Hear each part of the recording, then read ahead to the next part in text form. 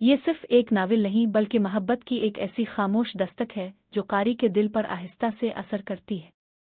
इसमें ना बनावट है ना दिखावा, बस सादा सच्ची और गहरी चाहत का बयान है। बानो के बाबू को नुमायां करना दरअसल इस मोहब्बत को नुमायां करना है, जो लफ्ज़ों से ज़्यादा रोवे में जिंदा रहती है, जो वक्त की धूल से धुंधली नहीं पड़ती और जो दिल के किसी कोने में हमेशा के लिए चिराग की तरह जलती रहती है। अगर मोहब्बत को महसूस करना हो तो इस किताब का जिक्र लाजिम है, क्योंकि यही वो कहानी है जो बताती है कि असल इश्क शोर नहीं करता, वो बस खामोशी से दिल में घर कर लेता है। उर्दू की एक बहुत मशहूर कहावत है, इश्क और मुश्क छुपाए नहीं छुपते। जी बिल्कुल। मतलब कस्तूरी की खुशबू की तरह मोहब्बत भी जाहिर हो ही जाती है। जी हाँ, आप उसे जितना भी छुपाएं वो किसी न किसी तरह सामने आ ही जाती है। लेकिन आज हम जिस शख्सियत की जिंदगी की तहों में उतर रहे हैं, उन्होंने इस कहावत को गलत साबित करने की एक भरपूर कोशिश की। और तकरीबन कामयाब कोशिश। बिल्कुल। हम बात कर रहे हैं शकीला बानो भोपाली की, जिन्हें दुनिया की पहली खातून कव्वाल होने का एजाज हासिल है। और आज हमारी इस बातचीत का मकसद सिर्फ उनके फन को जानना नहीं, बल्कि उस शोहरत के पीछे 40 साल तक छुपी रही एक मोहब्बत की कहानी को समझना है। एक ऐसी कहानी जो उनकी वफात के बाद ही दुनिया के सामने आ सकी। और इस कहानी की सबसे खास बात यह है कि ये हमें शकीला बानो की नज़र से नहीं मिलती। अच्छा। जी, बल्कि उनके आशिक बाबू की ज़बानी मिलती है। और ये समझना बहुत ज़रूरी है कि शकीला बानो सिर्फ एक कव्वाल नहीं थी, वो एक ऐसी फनकारा थीं जिनकी तारीफ इस्मत चुगताई, राजेंद्र सिंह बेदी, यहाँ तक कि दिलीप कुमार जैसे बड़े नाम करते थे। तो आज की हमारी ये गहरी तहकीक उनकी सवाने उम्री पर नहीं है। नहीं, बिल्कुल नहीं। बल्कि माखज़ हमें दावत देता है कि हम उनकी ज़िंदगी को उस शख्स की नज़र से देखें जिसने शोहरत की चकाचौंध के पीछे उनके असली वजूद को देखा और उसे खामोशी से मोहब्बत की। तो ये एक आशिक की नजर से उसकी महबूबा की कहानी है। बिल्कुल। एक ऐसी महबूबा जो शोहरत की बुलंदियों पर पहुंचकर भी अपनी मोहब्बत को दुनिया की नज़रों से बचा कर रखती है। तो इस कहानी की तहकीक का आगाज भी बड़ा दिलचस्प है। मशहूर मुसन्निफ खुशवंत सिंह ने शकीला बानो पर एक मजमून लिखा था और उसकी आखिरी सतर ने फिल्म राइटर रूमी जाफरी को बेचैन कर दिया। जी, वो सत्र थी कि नवाबों, बेगमों और वजीरों के नाम लोग भूल जाएंगे, तो उस वक्त भोपाल को उसकी बेटी शकीला बानो के नाम से जरूर याद करेंगे। और उसी जुमले से मुतासिर होकर जब तहकीक शुरू हुई तो एक ऐसी हकीकत सामने आई जिसने सबको हिलाकर रख दिया। अब तक तो दुनिया यही जानती थी कि शकीला बानो की बचपन में एक शादी हुई थी जो सिर्फ 6 माह चली। और उसके बाद उन्होंने सारी जिंदगी तन्हा गुजारी, यही सबको पता था। जी, लेकिन सच ये नहीं था। सच इससे कहीं ज्यादा पेचीदा और हैरानकुन था। तहकीक से पता चला कि उनके शौहर नौशे खान उर्फ बाबू न सिर्फ जिंदा थे, बल्कि भोपाल में ही रह रहे थे। और सबसे चौंका देने वाली बात ये थी कि दुनिया उन्हें शकीला बानो का शौहर नहीं समझती थी। नहीं, बिल्कुल नहीं। उन्हें उनका घरेलू मुलाजिम, ड्राइवर या ज्यादा से ज्यादा सेक्रेटरी समझा जाता था। एक मिनट, मतलब वो शख्स जो दुनिया की नजर में उनका मुलाजिम था, दर हकीकत उनका शौहर था। ये कैसे मुमकिन हुआ कि 40 साल तक किसी को पता ही ना चला? यही तो इस कहानी का सबसे हैरान अंगेज पहलू है। जब रूमी जाफरी ने बाबू को ढूंढ निकाला तो ये कोई अफवाह नहीं निकली। उनके पास सबूत थे। ठोस सबूत थे। उनके पास शकीला और अपना निकाहनामा था, शकीला का डेथ सर्टिफिकेट था जिसमें शौहर के तौर पर उनका नाम दर्ज था, और सबसे बढ़कर शकीला की हाथ से लिखी वसीयत, जिसमें उन्होंने बाबू को अपना शौहर तस्लीम किया था। जी। तो यहाँ सवाल सिर्फ एक राज छुपाने का नहीं है। यहाँ सवाल ये है कि वो कौन सी मजबूरियां थीं, वो कौन सा समाजी दबाव था जिसने उन्हें अपनी जिंदगी का सबसे बड़ा सच इस तरह दुनिया से छुपाए रखने पर मजबूर किया। इस सवाल का जवाब हमें कहानी के आगाज में मिलता है। तो चलें इस दौर के भोपाल में चलते हैं। बाबू कौन था और उनकी जिंदगी में कैसे आया? बाबू एक यतीम लड़का था जिसे उसकी खाला ने पाला था। वो शकीला बानो के घर दूध देने आया करता था। अच्छा। इस वक्त शकीला की उम्र बहुत कम थी और उनके अंदर गाने का जुनून था। वो घर वालों से छुप छुप कर शादियों में गाया करती थी, लेकिन उनकी वालदा को ये सख्त नापसंद था। वो उसे मयूब समझती होंगी। बिल्कुल। तो उन्होंने पाबंदी लगा दी। और इस पाबंदी का नतीजा बहुत अजीब निकला। शकीला गाने की तड़प में बीमार पड़ गईं। बीमार पड़ गईं? जी, एक तरह से नफसियाती बीमारी थी। गाने की ख्वाहिश ने उन्हें बिस्तर पर पहुंचा दिया।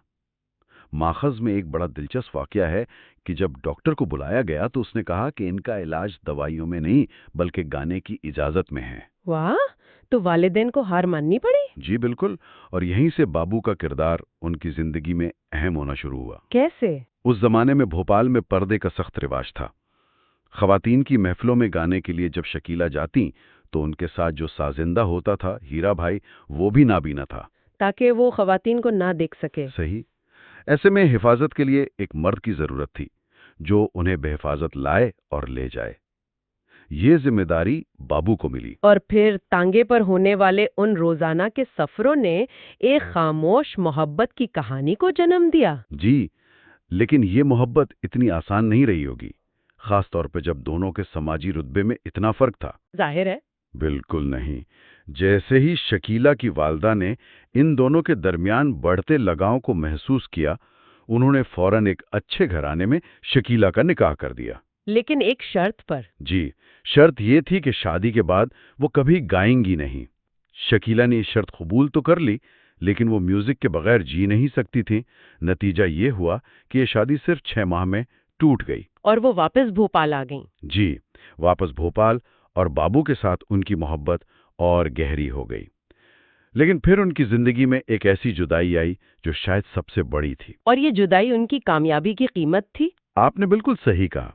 हुआ ये कि मशहूर फिल्मसाज B.R. चोपड़ा अपनी फिल्म नया दौर की शूटिंग के लिए भोपाल के करीब आए हुए थे। अच्छा। बारिश की वजह से शूटिंग रुकी तो यूनिट की तफरीह के लिए शकीला बानो को कव्वाली के लिए बुलाया गया। इस महफिल में दिलीप कुमार भी मौजूद थे। वो शकीला के फन से इस कदर मुतासिर हुए कि उन्होंने शकीला और उनके पूरे खानदान को मुंबई आने की दावत दे दी। ये तो किसी भी फनकार के लिए ख्वाबों के सच होने जैसा है, लेकिन इसका मतलब था बाबू को पीछे छोड़ना। और यही हुआ। शकीला का खानदान रातों रात बाबू को बताए बगैर मुंबई चला गया। उन्हें बताया भी नहीं? कुछ नहीं। बाबू जब सुबह उनके घर पहुंचा तो वहां ताला लगा था। ये किसी फिल्मी सीन की तरह लगता है। एक सुबह आप उठें और आपकी पूरी दुनिया गायब हो चुकी हो। ओह। वो एक नाकाम आशिक की तरह टूट गया और पेट पालने के लिए एक कारखाने में मजदूरी करने लगा। लेकिन कहानी यहाँ खत्म नहीं हुई। शोहरत की बुलंदियों पर पहुंचकर भी शकीला ने उसे भुलाया नहीं। यही तो उनकी मोहब्बत की सच्चाई है। शोहरत अक्सर इंसान की याददाश्त कमजोर कर देती है, खास तौर पर पुराने रिश्तों के मामले में। सही कहा। लेकिन शकीला ने ऐसा नहीं किया। वो मुंबई में कामयाब हो रही थीं, उन्हें शोज मिल रहे थे, लेकिन वो बाबू को नहीं भूली। उन्होंने किसी न किसी तरह उस कारखाने का फोन नंबर ढूंढ निकाला जहां बाबू काम करता था। और फिर उसे फोन किया। जी, दिल्ली के एक प्रोग्राम से वापस मुंबई आते हुए उन्होंने बाबू को फोन करके भोपाल रेलवे स्टेशन पर बुलाया और ट्रेन में बिठाकर अपने साथ मुंबई ले गईं। ये नाकाबिले यकीन है। लेकिन मुंबई पहुंचकर बाबू की जिंदगी आसान तो नहीं हुई होगी, खास तौर पर शकीला की वालदा के होते हुए। बिल्कुल नहीं। उनकी वालदा ने उसे कबूल नहीं किया और उसे घर का मुलाजिम बना दिया। वो नहीं चाहती थी कि उनकी बेटी की शादी एक गरीब यतीम लड़के से हो। लेकिन इस बार शकीला अपनी मोहब्बत के लिए डट गईं। जी, वो अपने घर वालों के खिलाफ खड़ी हो गईं। एक तवील जिद्दोजहद के बाद उनकी वालदा निकाह के लिए राजी तो हुई, मगर 2 बहुत ही कड़ी और जालिमाना शर्तों पर। एक मिनट, क्या शर्तें थीं वो? ये शर्तें इस कहानी का सबसे दर्दनाक हिस्सा हैं। पहली शर्त ये थी कि ये निकाह हमेशा एक राज रहेगा। दुनिया को कभी पता नहीं चलेगा कि बाबू शकीला का शौहर है। और दूसरी?